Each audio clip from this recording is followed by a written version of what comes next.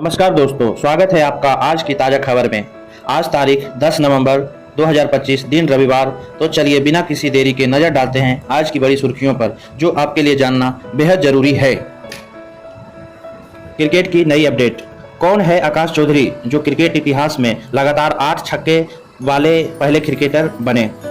पेशेवर मैच में लगातार 8 छक्के लगाने वाले पहले क्रिकेटर बने। आकाश चौधरी तेज गेंदबाजी ऑलराउंडर हैं। उनका जन्म 28 नवंबर 1999 को हुआ। वह मेघालय के घरेलू क्रिकेट खेलते हैं।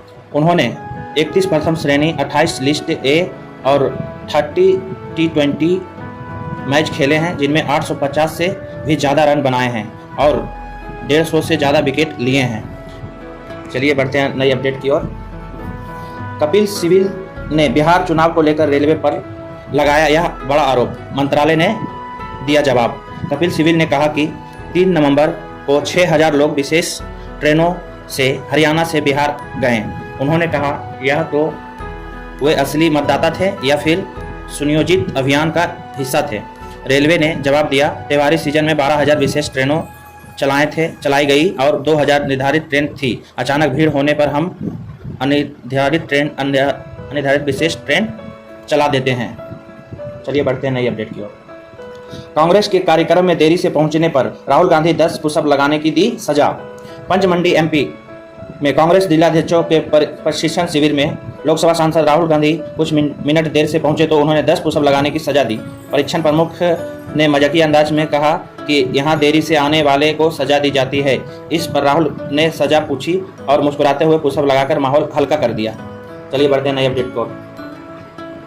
ट्रंप की स्पीच से खेला करना पड़ा भारी। BCCI में इस्तीफा का भूचाल। US राष्ट्रपति का आया बयान। अमेरिकी राष्ट्रपति डोनाल्ड ट्रंप का 2021 का एक डॉक्टर्स भाषण प्रसारित होने पर विवादित छिड़ने के बाद BCCI ने महानिदेशक टिम डेवी और न्यूज डिवीजन को CEO डेबोरा टर्नेस ने इस्तीफा दे दिया।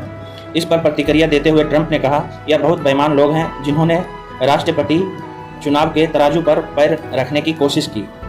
चलिए बढ़ते हैं नए अपडेट की ओर।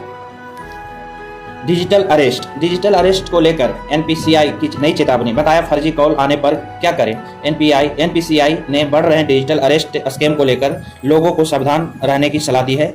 NPCI ने चेतावनी दी है कि साइबर ठग पुलिस, CBI, अन्य सरकारी अधिकारी बनकर लोगों को फ़ोन पर डराते हैं और पैसे ठगने की कोशिश करते हैं। ऐसी कॉल आने पर घबराएं नहीं, कॉल को इग्नोर करें और हेल्पलाइन नंबर 1930 पर शिकायत दर्ज करें। चलिए बढ़ते हैं नई अपडेट की ओर।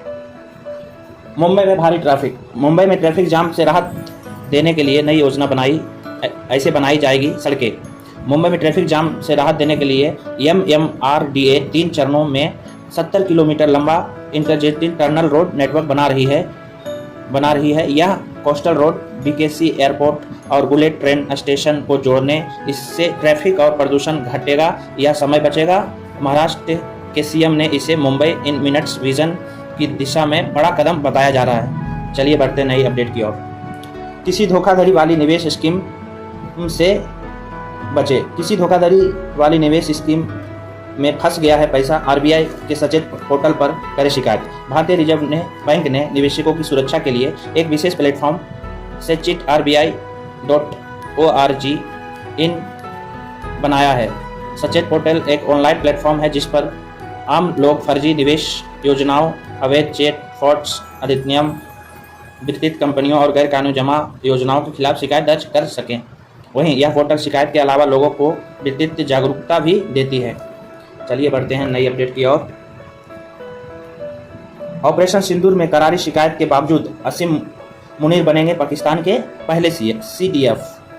रिपोर्ट्स है कि पाकिस्तान ने अपने सेना प्रमुख जनरल आसिम मुनीर की शक्तियां बढ़ाने से जुड़ा एक संविधान संशोधन किया है। इस संशोधन के तहत मुनीर के लिए chief of defence forces CDS का नया पद बनाया गया है। CDF को कथित तौर पर प्रधानमंत्री के परामर्श से नेशनल स्ट्रेटेजिक कमांड के प्रमुख की नियुक्ति का अधिकार दिया गया है। धन्यवाद।